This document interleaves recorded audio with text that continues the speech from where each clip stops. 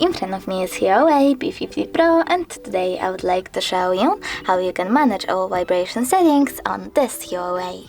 Firstly, go into settings and scroll down. Now select sounds and vibration, and over here click on vibration.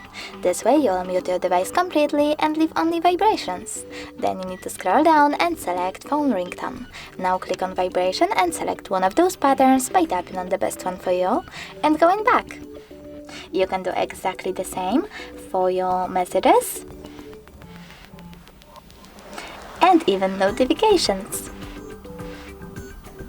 After that, you need to select more settings and click on the switcher next to vibrate when ringing. This way you can enable or disable vibrations for your incoming calls. You can also click on the switcher next to system haptics to enable or disable vibrations for system events and interactions. Thanks so much for watching. If you enjoyed this video, don't forget to leave a like, comment and subscribe. Bye!